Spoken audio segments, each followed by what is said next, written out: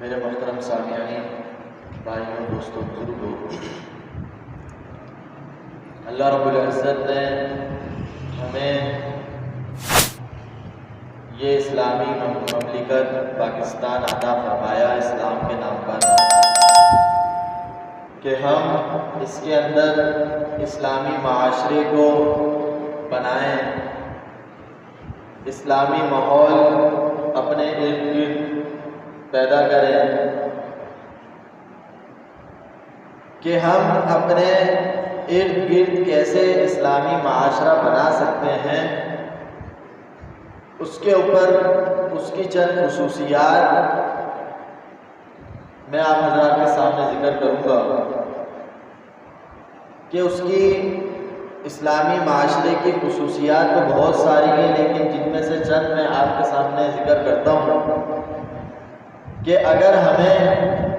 اپنے گھر کا ماحول اسلامی بنانا ہے، اگر ہمیں اپنے آس پڑوس کا ماحول اسلامی بنانا ہے، اگر ہمیں اپنے علاقے کا ماحول اسلامی بنانا ہے، تو میرے بھائیوں، دوستوں، بزرگوں، کچھ خصوصیات ایسی ہوتی ہیں جو ہر انسان کے اندر موجود ہونی چاہیے کہ جب وہ ہر انسان کے اندر موجود ہوں گی تو خود بخود ایک اسلامی معاشرہ جنم لے گا اور اسلام کا بول بالا ہوگا۔ اس میں سے پہلے نمبر پہ ہے صبر اور برداشت، کہ یہ ایسی صفت ہے اگر کسی شخص کے اندر یہ صفت پیدا ہو جائے، صبر اور برداشت، تو میرے بھائیوں، دوستوں، وہ ہر شعبے کے اندر کامیابی حاصل کر سکتا ہے، ہر جگہ پر کامیابی حاصل کر سکتا ہے، خواہ وہ اس کا گھر ہو، وہ اس کے کاروبار کی جگہ ہو، وہ اس کی جاب کرنے کی جگہ ہو، غرض یہ کہ جس جگہ پر بھی موجود ہوگا، اگر اس کے اندر صبر اور برداشت کا مادہ ہوگا تو وہ اس شعبے کے اندر ترقی بھی کرے گا اور کامیابیاں بھی حاصل کرے گا۔ کہ آج ہم دیکھیں کہ صبر اور برداشت کے نہ ہونے کی وجہ سے ہمارے ملک کے اندر طلاق کا ریشیو حد سے تجاوز کر چکا ہے، کہ طلاق ایک ایسی اسلام کے اندر جائز امر ہے کہ جس کو اللہ رب العزت نے، آپ علیہ الصلوۃ والسلام نے ناپسند کیا ہے کہ میاں بیوی کے درمیان طلاق ہو،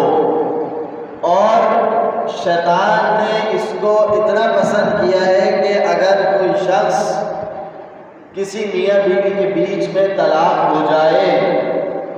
تو شیطان اپنے ایک محفل لگاتا ہے، اس کے اندر اس شخص کا، اس اپنے شیطان ساتھی کا چرچا کرتا ہے کہ اس نے بہت بڑا کام کیا ہے۔ ہم دیکھیں کہ صبر اور برداشت نہ ہونے کی وجہ سے طلاق ہو جاتی ہے میاں بیوی کے درمیان، کہ شوہر نے کوئی بات کہہ دی، بیوی نے برداشت نہیں کری، بیوی نے کوئی بات کہہ دی، شوہر نے برداشت نہیں کری۔ اسی طریقے سے گھر کے اندر ہم دیکھیں ماں باپ موجود ہیں، ماں باپ نے اپنی اولاد کو کوئی سمجھانے کے لیے کوئی بات کہہ دی، تھوڑا سا غصہ کر دیا، تھوڑے اونچی آواز میں جوان بیٹے سے بات کر لی، جوان بیٹے کے تیور ہی چینج ہو جاتے ہیں کہ وہ سمجھتا ہے کہ میری توہین کر دی ہے، کہ اب والدین کے سامنے کہتے ہیں کہ قرآن مجید کے اندر ہے کہ ان کے سامنے اف تک نہیں کہنا، لیکن اس صبر اور برداشت نہ ہونے کی وجہ سے اور معلومات نہ ہونے کی وجہ سے والدین کو لوگ برا بھلا کہتے ہیں اور ان کو جو ہے گالیاں بکتے ہیں، ان کو مار پٹائی کرتے ہیں۔ تو میرے بھائیوں، دوستوں، بزرگوں، اسی طریقے سے دو کاروبار کرنے والے ساتھی جو شریک ہوتے ہیں، ان کے اندر صبر اور برداشت نہیں تو ایک ساتھی کی بات سن کر وہ دوسرے ساتھی کو پھر پریشان کرتا ہے، یا دوسرا ساتھی پہلے ساتھی کو پریشان کرتا ہے، اور اسی طریقے سے ہم جس درجے میں بھی اس چیز کو لے لیں تو صبر اور برداشت نہ ہونے کی وجہ سے لوگ اپنے بڑی بڑی کاروبار، بڑے بڑے گھر، بڑے بڑے خاندان کو گنوا رہے ہیں۔ کہ سیرت النبی صلی اللہ علیہ وسلم سے ہمیں واضح واقعات سے ہمیں پتہ لگتا ہے کہ صبر اور برداشت اتنی بڑی چیز ہے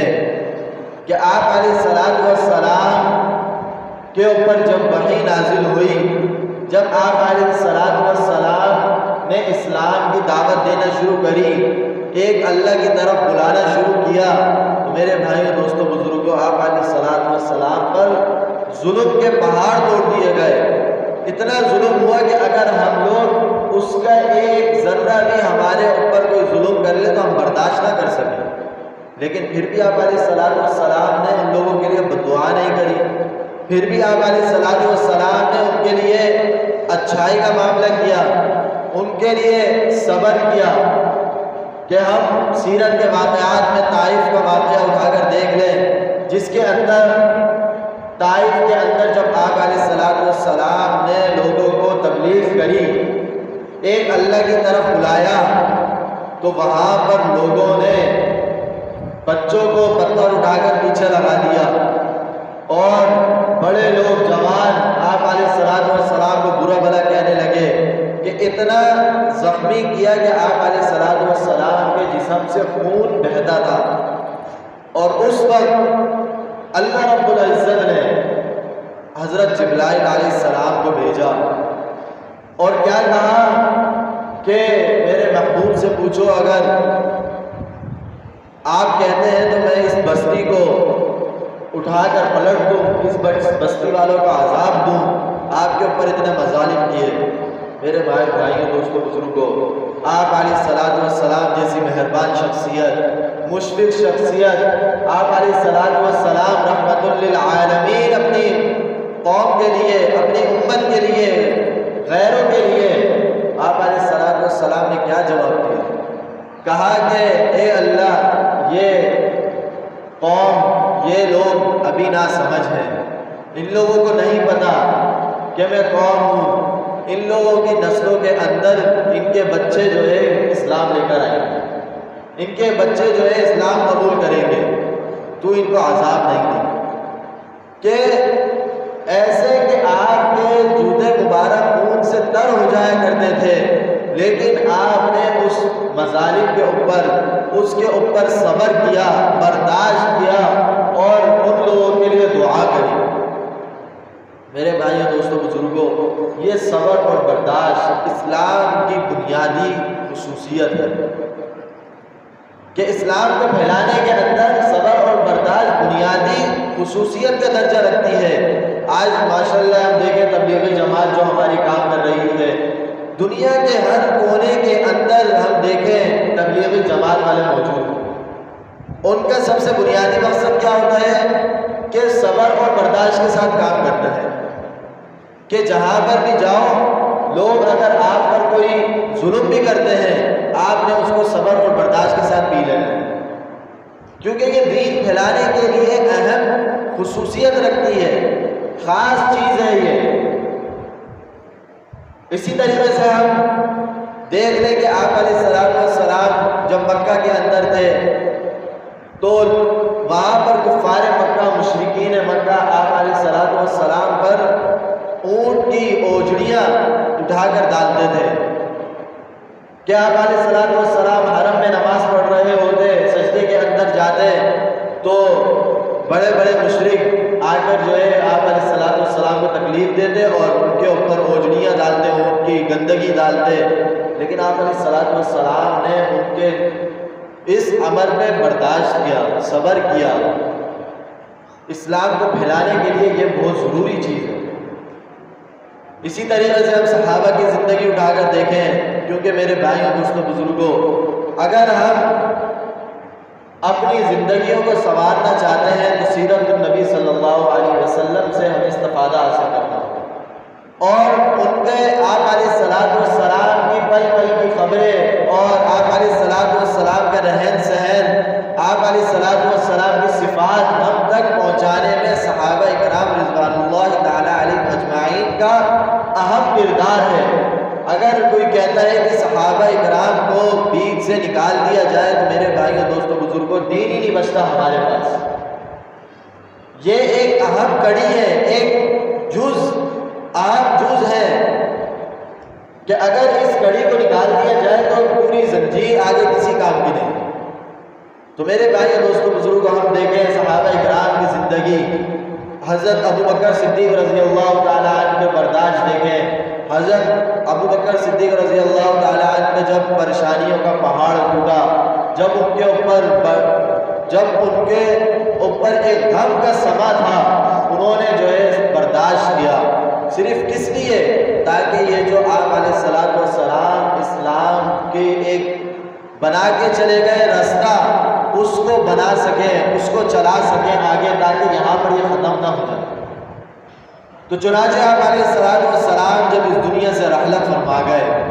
آپ علیہ الصلوۃ والسلام اس دنیا سے رخصت ہو گئے، پردہ فرما گئے، تو میرے بھائیوں دوستوں بزرگوں، صحابہ کے اوپر ایک غم کا پہاڑ ٹوٹا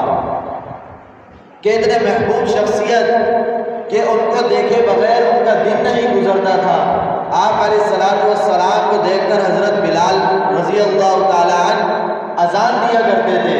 کہ جب اذان دینے کے لیے کھڑے ہوتے تو اشہد ان محمد رسول اللہ پر جب دیکھتے تو آپ علیہ الصلوۃ والسلام کا چہرہ ان کو نظر آتا، گردن گھما کر دیکھتے آپ علیہ الصلوۃ والسلام کا چہرہ نظر آتا۔ اور جب آپ علیہ الصلوۃ والسلام دنیا سے چلے گئے میرے بھائیوں دوستوں بزرگوں، تو حضرت بلال رضی اللہ تعالیٰ عنہ نے مدینہ کے اندر اذان چھوڑ دی، کیونکہ ان سے برداشت نہیں ہوتا تھا کہ جب اشہد ان محمد رسول اللہ پر پہنچتے تھے تو ان کو آپ علیہ الصلوۃ والسلام کی صورت نظر نہیں آتی تھی، وہ دل برداشتہ ہو جاتے تھے، پریشان ہو جاتے تھے، جس کی وجہ سے وہ اذان چھوڑ کر ترک کر اور پھر شام کی طرف چلے گئے۔ یہ صحابہ کرام کا مزاج تھا۔ اور صدیق اکبر رضی اللہ تعالیٰ عنہ وہ شخصیت جو آپ علیہ الصلوۃ والسلام کی جوانی سے لے کر آپ علیہ الصلوۃ والسلام کی حیات، پوری حیات میں آپ علیہ الصلوۃ والسلام کے ساتھ رہے، مکہ کی زندگی کے اندر آپ علیہ الصلوۃ والسلام کے ساتھ وقت گزارا، جب اسلام کی دعوت شروع میں دینا شروع کری، آپ علیہ الصلوۃ والسلام نے حضرت صدیق اکبر رضی اللہ تعالیٰ عنہ نے آپ کو سب سے پہلے اسلام لے کر آئے۔ آپ علیہ الصلوۃ والسلام پر جب ہجرت کا موقع آیا،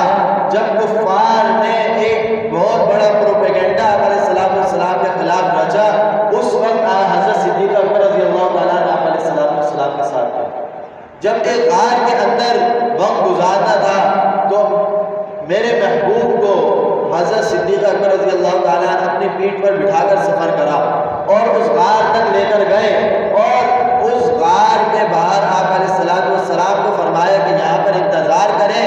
اندر جا کر آپ نے دیکھا، کیونکہ پہاڑوں کے اندر، غاروں کے اندر سانپ اپنے بل بنا لیتے ہیں، انہوں نے جا کر تمام کے تمام سراغوں کو بند کیا، کہیں ایسا نہ ہو کہ آرام کے دوران کوئی سانپ، کوئی بچھو، کوئی زہریلا کیڑا نکل کر آپ علیہ الصلوۃ والسلام کو تکلیف نہ پہنچائے۔ انہوں نے وہاں پر جا کر اپنی چادر کے کپڑے سے تمام کے تمام سوراخ بند کیے، پھر آپ علیہ الصلوۃ والسلام کو اس غار کے اندر لے کر گئے، اور ایک سوراخ ان کو نظروں سے رہ گیا تھا جس کے اندر سانپ موجود تھا۔ آپ علیہ الصلوۃ والسلام جب حضرت صدیق اکبر رضی اللہ تعالیٰ عنہ کی گود میں سر رکھ کر آرام فرما رہے تھے تو آپ صدیق اکبر رضی اللہ تعالیٰ عنہ نے اپنی ایڑی مبارک اس سوراخ کے منہ پر رکھ دی کہ کہیں کوئی سانپ نکل کر نقصان نہ پہنچائے، اور یہی ہوا، اندر سے سانپ جب نکلا اس کو راستہ نہیں ملا، اس نے ان کی ایڑی پر ڈسنا شروع کرا اور اس تکلیف کو برداشت کرتے رہے کہ اپنی ٹانگ نہیں ہلائی کہ کہیں محبوب کو تکلیف نہ ہو جائے، اور تھوڑی دیر میں جب برداشت سے باہر ہوا تو ایک آنسو نکل کر حضرت صدیق آپ علیہ الصلوۃ والسلام کے چہرے پر گرا، جس کی وجہ سے نمی محسوس کر کے آپ علیہ الصلوۃ والسلام نیند سے بیدار ہوئے، دیکھا کہ حضرت صدیق اکبر رضی اللہ تعالیٰ عنہ کے آنکھوں میں آنسو ہے، اور دیکھ کے پوچھا تو کہا کہ سانپ اس بل سے نکل رہا تھا، میں نے ایڑی رکھ دی، اس نے ڈسا ہے، اس کی تکلیف کی وجہ سے میرے آنسو نکل رہے تھے کہ کہیں آپ کی نیند خراب نہ ہو۔ وہ صحابہ کرام ہے یہ کہ آپ علیہ الصلوۃ والسلام کے قدم قدم پر ساتھ، اور جب آپ علیہ الصلوۃ والسلام اس دنیا سے رحلت فرما گئے تو سوچیں کہ ہم کے کتنے پہاڑ، کیسے پہاڑ ٹوٹے ہوں۔ آج ہمارا باپ زندگی سے گزر جائے، ہماری ماں زندگی سے گزر جائے، ہمارے بیوی، ہمارے بچے ہم ان سے محبت کرتے ہیں، اور جب وہ زندگی سے چلے جائیں ہمارے برداشت کا کیا عالم ہوتا ہے۔ تو میرے بھائیوں دوستوں بزرگوں، آپ علیہ الصلوۃ والسلام سے محبت کا تقاضا یہ ہے کہ تمام کی تمام محبتیں پیچھے ہیں اور آپ علیہ الصلوۃ والسلام کی محبت آگے ہے، اور یہ عملی جامع آپ علیہ الصلوۃ والسلام سے محبت کا صحابہ اکرام نے اپنے عمل سے کر کے دکھایا۔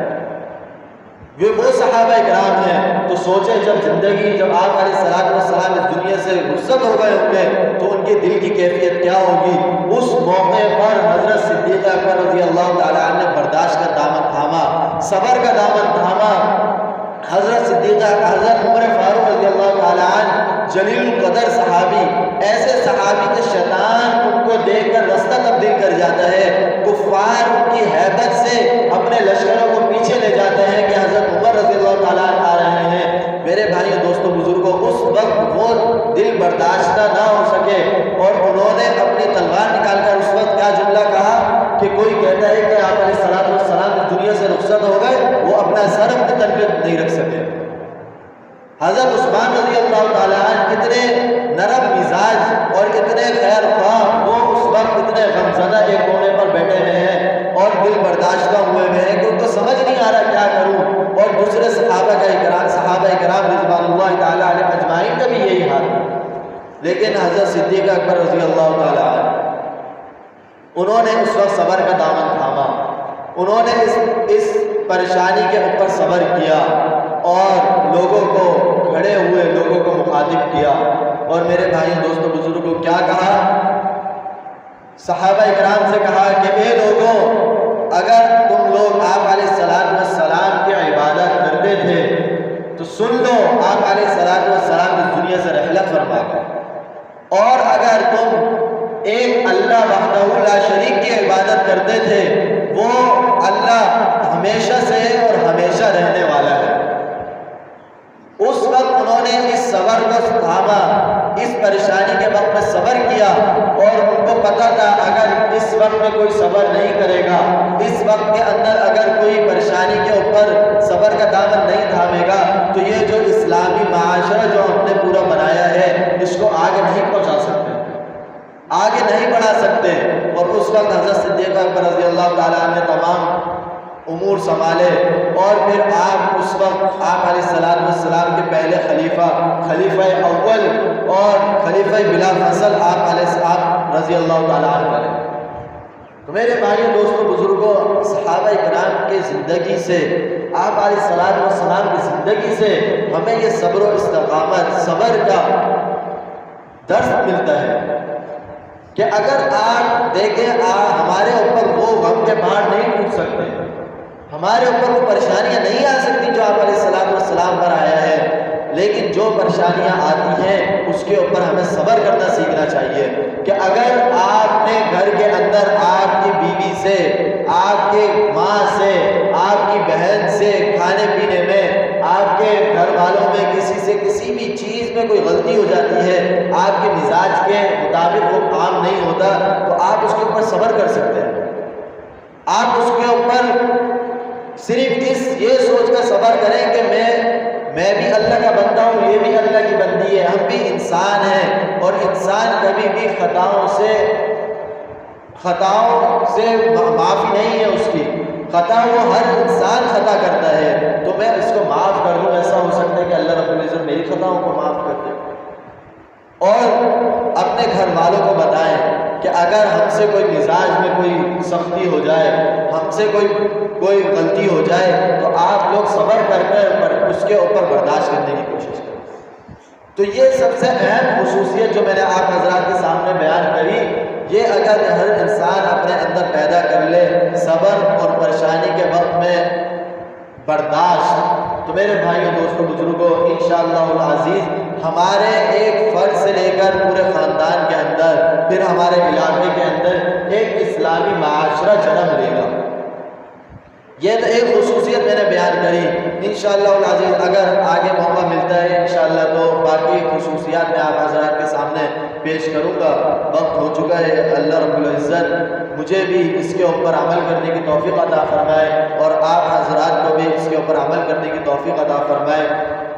میں آخر میں وہی جو میں گزارشات کرتا ہوں اور صرف یاد دہانی کے لیے آپ کے سامنے یہ بات رکھتا ہوں کہ لوگ کہیں کہ ہر جمعے بس یہی بات کہتے رہتے ہیں، ہر جمعے یہی بات کہتے رہتے ہیں۔ تو میرے بھائی دوستوں بزرگوں، نصیحت کرنے کے لیے، ایک عمل میں ایک چیز لانے کے لیے جس چیز کا بار بار تکرار ہوتا ہے، ایک وقت ایسا آتا ہے اللہ رب العزت خود بخود وہ دل میں ڈالتے ہیں اور وہ انسان کو عمل شروع کر دیتا ہے،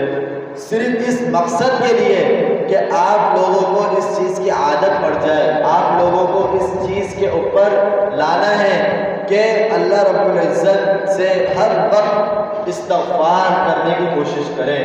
اللہ رب العزت سے ہر وقت معافی مانگنے کی کوشش کریں، کیونکہ انسان کو نہیں پتا، ہمیں نہیں پتا ہم کس وقت کیا گناہ کر رہے ہیں۔ جب ہم دن کے اندر استغفار کریں گے، ہر وقت استغفار ہماری زبان پہ ہوگا، تو ہمارے جو گناہ ہوتے ہیں وہ اللہ رب العزت اپنی رحمت، اپنے فضل اور اپنے کرم سے معاف کرتا رہے گا۔ اسی طریقے سے درود شریف ہو گیا۔ درود شریف ایک ایسی عبادت ہے جو اللہ رب العزت قبول کرتا ہے کہ اس کے اندر اس کو رد کرنے کی کوئی مذائقہ نہیں اس کے اندر کہ آپ علیہ الصلوۃ والسلام پر ہم درود شریف بھیجیں، کیونکہ اس عبادت کے اندر اللہ رب العزت خود بھی شریک ہے۔ کہ قرآن مجید کی جو آیت میں نے پہلے بھی یہاں تفصیل کے ساتھ درود شریف بیان کیا، تو اس کے اندر آیت کے اندر اللہ رب العزت فرما رہے ہیں کہ میں بھی اپنے محبوب پر درود و سلام بھیجتا ہوں، میرے فرشتے بھی بھیجتے ہیں، تم لوگ اے مومنو تم لوگ بھی بھیجو۔ تو میرے بھائیوں دوستوں بزرگوں، درود شریف ایک ایسی عبادت ہے جس کے اندر اللہ رب العزت بھی شریک ہے، تو کیسے ہو سکتا ہے کہ بندے کی عبادت قبول نہ ہو؟ استغفار کے ساتھ درود شریف ہو گیا، اور تیسرا کلمہ سبحان اللہ والحمد للہ ولا الہ الا اللہ واللہ اکبر،